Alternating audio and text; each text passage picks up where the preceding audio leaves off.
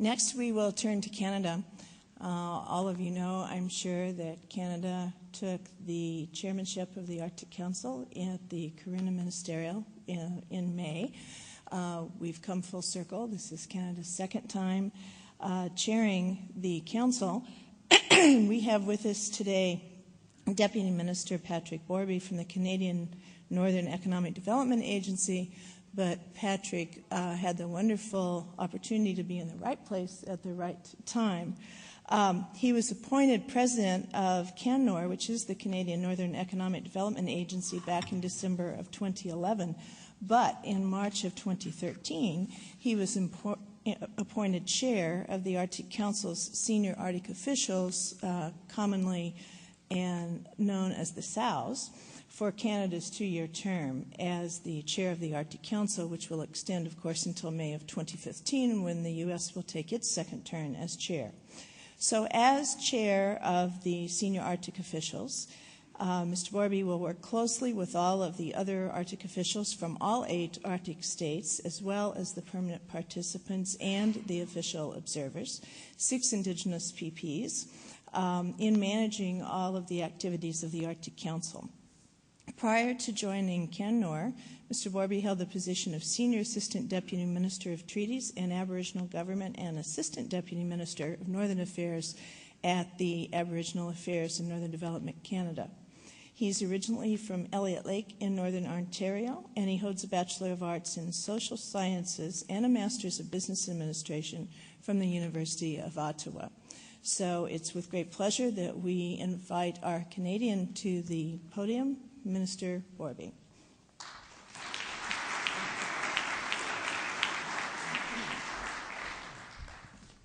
Thank you, Drew.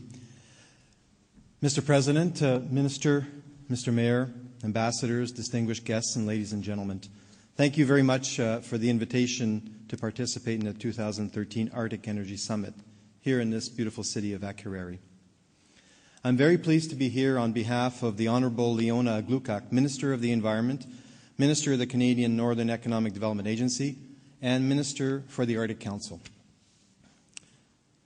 With an overarching theme of energy as a fundamental element of the sustainable development of the Arctic as a lasting frontier, this conference addresses 3 thematic areas: richness, resilience, and responsibility. As the chair of the Arctic Council's senior Arctic officials, I will frame my remarks within the context of the role of the Arctic Council on energy and Canada's current chairmanship of the Council from 2013 to 2015. But first, I will start by saying that the themes of this conference are fully aligned with Canada's vision for the Arctic, which is a stable, rules-based region with defined boundaries, characterized by dynamic economic growth with vibrant communities living in healthy ecosystems. This vision underscores the Government of Canada's commitment to working with all stakeholders, including provincial and territorial governments and Aboriginal groups, to balance economic, social, and environmental considerations in the development of Canada's energy resources.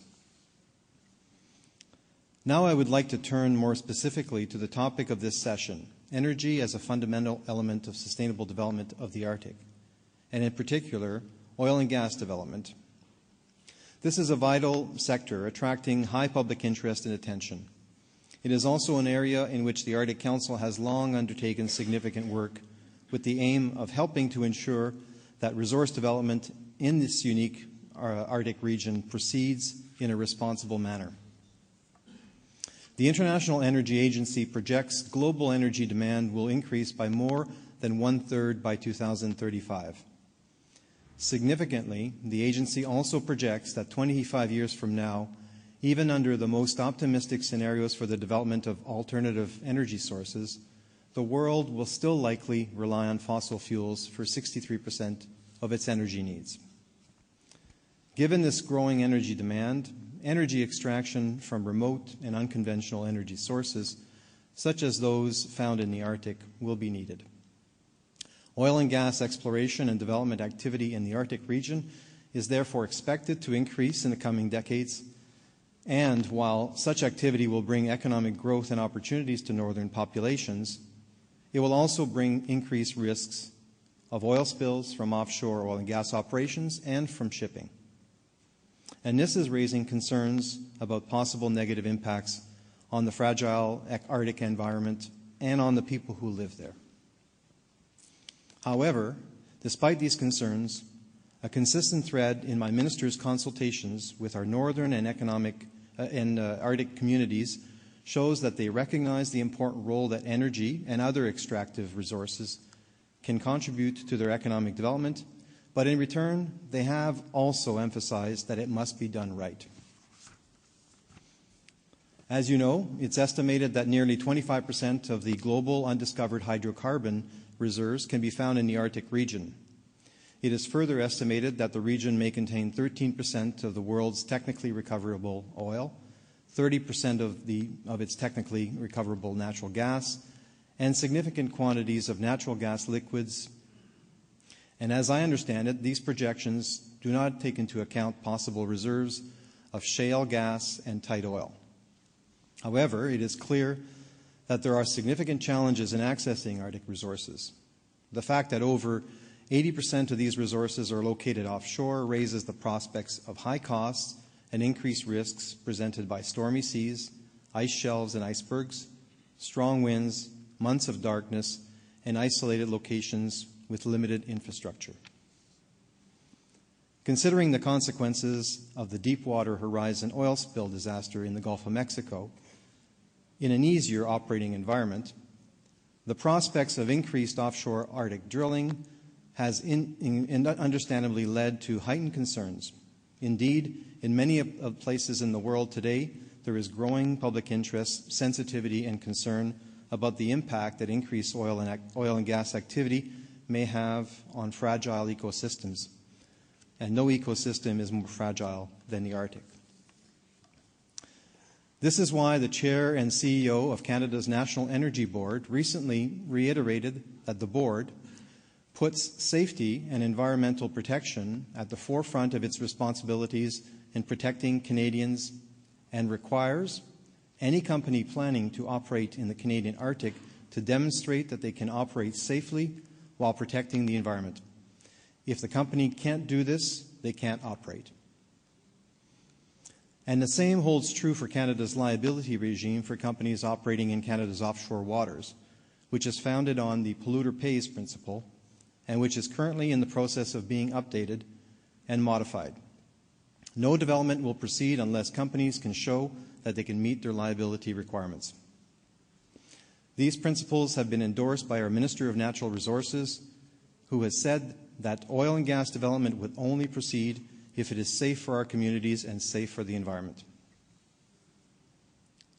Fortunately, oil and gas development has been on the radar of the Arctic Council from its inception in 1996. For example, the Council first produced its Arctic offshore oil and gas guidelines in 1997 in response to the report of the Third Ministerial Conference on the Protection of the Arctic Environment, which was held in Inuvik, Canada, in March 1996. The guidelines were intended to be used by Arctic states during the planning, exploration, development, production, and decommissioning phases of offshore oil and gas operations. They aimed to define a set of recommended practices and outline strategic actions for consideration by those responsible for regulation of offshore oil and gas activities in each Arctic state. The original 1997 guidelines have been further developed and updated over the years, most recently in 2009. This now very substantial set of voluntary guidelines, running to 90 pages in the 2009 version, is the result of extensive consultations between relevant Arctic Council working groups, including the Protection of the Arctic Marine Environment, PAME, the Arctic Monitoring and Assessment Program, AMAP, Emergency Prevention, Preparedness and Response, EPPR, and the Conservation of Arctic Flora and Fauna, CAF. As a result, the oil and gas guidelines truly cover the waterfront of related activities with chapters that deal with Arctic communities, Indigenous peoples, sustainability and conservation of flora and fauna, environmental impact assessments, environmental monitoring, safety and environmental management, operating practices, and emergencies. As well, the fourth ministerial meeting of the Arctic Council, which met in Reykjavik in 2004, led to an updated assessment on oil and gas activities in the Arctic. That report, released in 2007 by the Arctic Monitoring and Assessment Program, contains a comprehensive assessment of the environmental, social, and economic and human health impacts of oil and gas activities in the Arctic. Its recommendations continue to guide the work of the Arctic Council today. More recently, the Arctic Council has completed a report summarizing current knowledge and expertise on the behavior of hazardous substances in Arctic waters in order to promote the development of technologies and methods that will improve our ability to respond to accidents involving oil and other noxious substances. The benefits of Arctic Council-initiated regional collaboration on oil and gas development over the years has been substantial. But the game is changing, and interest from both Arctic and non-Arctic states is growing exponentially. So it is incumbent to us to ensure that we have a viable framework in place for responsible resource development in the Arctic, and that we deal appropriately with public perceptions. In short, we need to ensure that we are ready for and up to the challenge. Ensuring that development in the North is sustainable and responsible is indeed a high priority for the Arctic Council, as seen in two recent initiatives, one on oil spill preparedness and response, and the other on oil spill prevention. Both of these initiatives were mandated by ministers at the Arctic Council ministerial meeting in May 2011 in Nuuk, and their outcomes were endorsed by ministers at the Arctic Council ministerial meeting in Kiruna just this past May. The Task Force on Oil Spill Preparedness and Response developed a new international instrument to enhance cooperation and coordination amongst Arctic states in the event of an oil spill.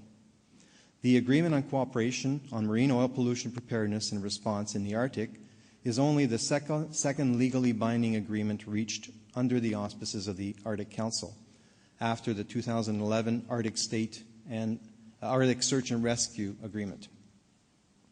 The objective of the agreement is to provide mutual assistance among the 8 Arctic states in the event of an oil spill exceeds one state's capacity to respond.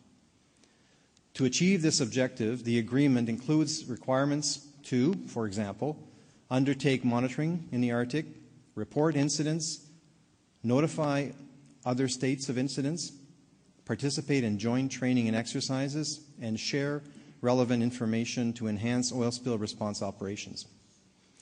The agreement also codifies procedures for Arctic states to request assistance from other states when necessary to respond effectively to a spill. This aspect is particularly important because it is of mutual advantage to all Arctic states to be able to react quickly, to share expertise and work collaboratively in response to spill incidents, given the unique conditions of the North. This new agreement is an important step that will strengthen regional governance and cooperation amongst Arctic states in an area of vital importance. It also helps to build public confidence that we are taking the measures needed to ensure that Arctic resource development proceeds responsibly and that proper contingencies are in place in the event of any spill. Canada was pleased to lead the development of the operational guidelines to support the new agreement and will host the first international exercise under the agreement aimed at testing our notification procedures, likely in the summer of 2014. Future national, binational, and multinational contingency plans, training, and exercises will further develop effective response measures. Of course, preventing oil spills in the first place is the primary goal of responsible resource development. We're all acutely aware that a potential oil spill could have serious impacts on the environment and the livelihoods of Arctic residents. Recognizing this, the Nuuk Ministerial called for the development of a set of best practices in the prevention of marine oil pollution. Unlike the existing oil and gas guidelines, which I mentioned earlier, the Arctic Council's Oil Spill Prevention Initiative casts the net more widely, covering the oil and gas industry, but also transport, tourism, and potential coastal sources of oil spills, for example, coastal community oil storage tanks. In addition, a maritime surveillance component was included as an important prevention measure. This initiative was pursued within the Emergency Preparedness, Prevention and Response Working Group through the recommended practices in the prevention of marine oil pollution in the Arctic project, or commonly known as the RP3 project, chaired by Norway and Canada. A benefit of carrying out this project under the auspices of the Arctic Council was that the Council was able to access the full range of experience, knowledge, and scientific understanding of each Arctic state, including regulators, industry, academia, and other stakeholders, and as well as select experts from beyond the region. A detailed technical report was developed, the report on recommended practices for Arctic oil spill prevention. The recommended practices identified in the report represent a key step towards a better understanding of state-of-the-art prevention practices that can be put in place across the Arctic region, and takes us further towards a collective goal of ensuring that future Arctic oil and gas development is undertaken safely and responsibly. At the Kiruna ministerial meeting, the Arctic ministers welcomed the RP3 report and encouraged Arctic states to pursue further work in the recommended areas. The ministers also decided to establish a task force to develop an Arctic Council action plan and other arrangements on marine oil pollution prevention, and to present the outcomes of its work and any recommendations for further action at the next ministerial meeting in Canada in mid-2015. The new task force, which is co-chaired by Norway and Russia, will consider what measures and actions could be undertaken to prevent future spills and how these could be advanced by the Arctic Council collectively or Arctic states individually.